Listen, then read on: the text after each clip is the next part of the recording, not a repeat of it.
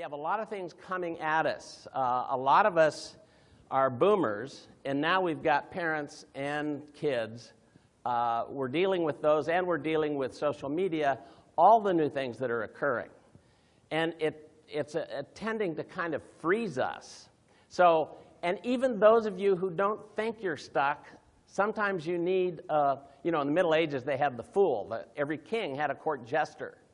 And the court jester's job was to energize the king and the court to make sure they weren't making stupid mistakes. He was the only person allowed to make fun of the king. As a matter of fact, there was a court jester, he went too far one day, and the king says, look it, I didn't mind you telling jokes about me, but you told jokes about my family, so you're out of here. I want this guy killed, get him out. So the guards started him out the door. And one of the nobles came up to him and said, King, look it, I mean, I know he made a mistake, but he's been a fool for us, a great court jester, for 40 years. He said, is there any way to save him? King says, bring the fool back. So the fool standing calmly in front of the king, king says, look it, you have been a good court jester for around 40 years. And so, but I'm a divine right king. I speak for God, I can't change my mind. But because you've been a good fool, I'm going to allow you to choose the way you want to die. The fool bows slightly and says, sire, if it's all the same to you, I'd like to die of old age. And, that's what a court jester was supposed to do. And we laugh out of grievance because, there's pain involved, and we laugh because of the pain of us. Why can't we come up with a very smart answer on the spur of the moment? I mean, how many times do you leave a cocktail party saying, that's what I should have said? Why can the fool do that? Well, because the fool practices. Every day his job is to turn sorrow into joy. And so he's ready for anything. And that's what we're going to talk about today. So our first slide has to do with the South Indian monkey trap. There's an old book. I don't know, how many here read Zen and the Art of Motorcycle Maintenance? Oh, that's great. In this book by Robert Pirsig, there's a parable. When I was thinking about stuckness, I said, well, who's written about that? And I remember this parable in this book. And it's the parable of the South Indian monkey trap, which still goes on today, by the way. They capture monkeys in South India because they cause so much problems in the kind of the suburbs. And people capture them every once in a while and move them farther out into the hinterlands. But they get coconuts, and they drill the coconut with a small hole, and they clean out the inside and put some rice in the bottom of the coconut because monkeys love rice. They can smell it. They love rice. They tether it to a tree, and the monkey comes out of the clearing, puts his hand into the coconut to get the rice, but when he makes a fist, his hand is too big for him to pull it back out, as long as he's holding on to the rice. And that's the problem.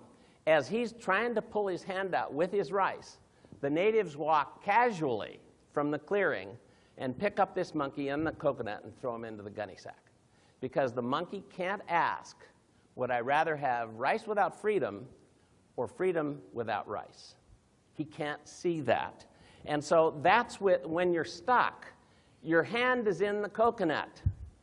You can't let go of what we call its value rigidity. You can't let go of old ways of doing things, like, things will start changing when the economy starts changing. So you're stuck. And so I want to show you 3 examples of this. 3M came up with glue to make the Post-it notes.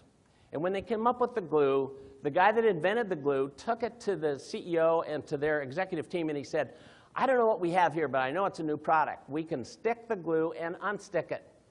And the CEO, with his hand firmly in the coconut, said, when we make glue at 3M, it sticks permanently. So the guy goes away, and for 4 or 5 years, he's giving seminars about this glue and asking people to help him discover what is the product this glue will work with. And finally, Art Fry, 4 to 5 years later, says, I've been using it on little pieces of paper that I save, that I mark my hymnal for songs in church. And so then I put them in one week, and next week when it all changes, I put them in again. And so that became the first post. They went back again. They were faced with the same thing. We don't make faulty glue.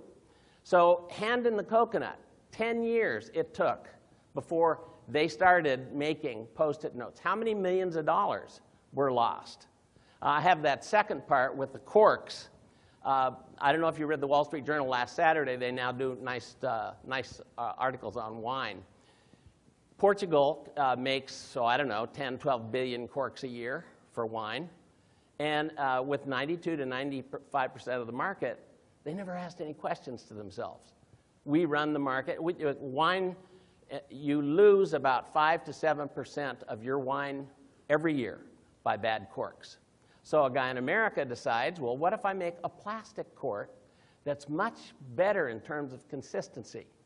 So all of a sudden, the guys in Portugal who are controlling the industry, never ask any questions, hands firmly in the monkey trap, are getting blindsided by a guy in America who now produces 2 billion corks a year.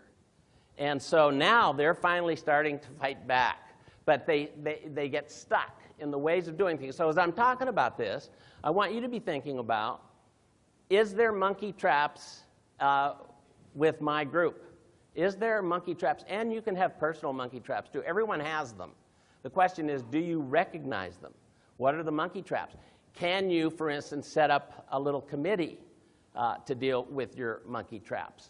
One of the guys I've interviewed for my book, Dave Liniger, started RE/MAX because realtors, the National Board of Realtors, were in a monkey trap.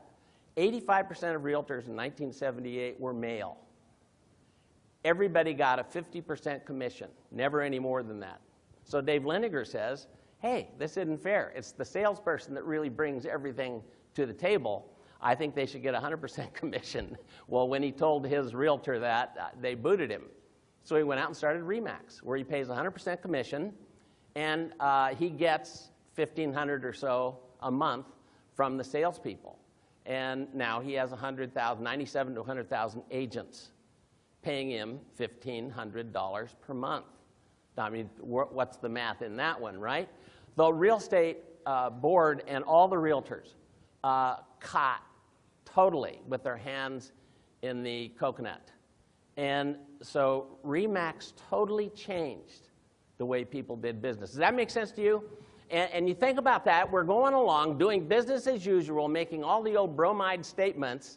Meanwhile, the world's changing 100 times. And so, you know, how do we find out in our businesses where our monkey traps are? We're doing pretty well, and we don't want to change it because it's bringing us decent money. It's doing all right. We're afraid to pull our hand out of the coconut because a little money is better than something else. So we don't stand back, make the major decision. So my goal in this first part of my speech today is get a committee and have them go search for monkey traps and reward them. And say, you know, one of the things we're going to do in this business is look for where we have monkey traps.